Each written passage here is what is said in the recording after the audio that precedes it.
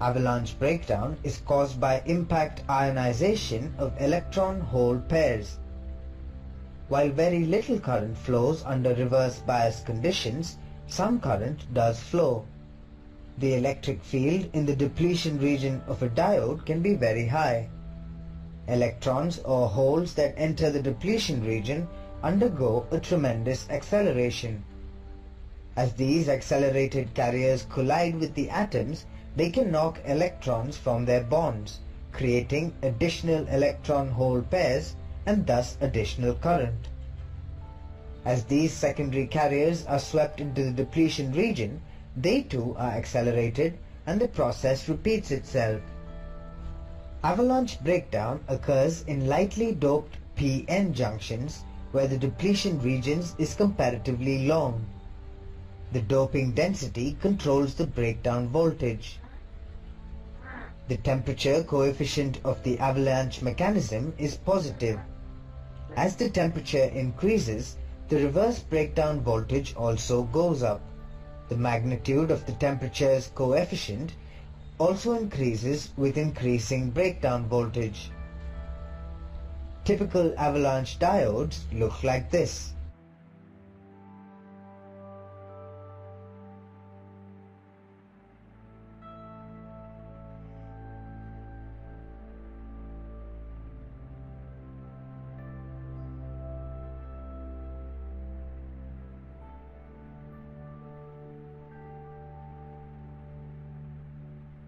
Let's compare the Zener and Avalanche breakdown. Zener breakdown.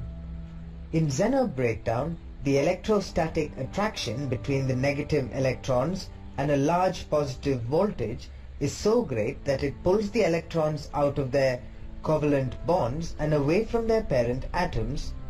That is, electrons are transferred from the valence to the conduction band. In this situation, the current can still be limited by the limited number of free electrons produced by the applied voltage, so it is possible to cause Zener breakdown without damaging the semiconductor. Avalanche breakdown. Avalanche breakdown occurs when the applied voltage is so large that electrons that are pulled from their covalent bonds are accelerated to great velocities. These electrons collide with the silicon atoms and knock off more electrons. These electrons are then also accelerated and subsequently collide with other atoms. Each collision provides more electrons, which leads to more collisions, etc. The current in the semiconductor rapidly increases and the material can quickly be destroyed. The energy bands of the P and N materials are naturally at different levels, but reverse bias causes the valence band of the P material to overlap the energy level of the conducting band in the N material. The valence band is a band in which the energy level is the same as the valence electrons of the atoms.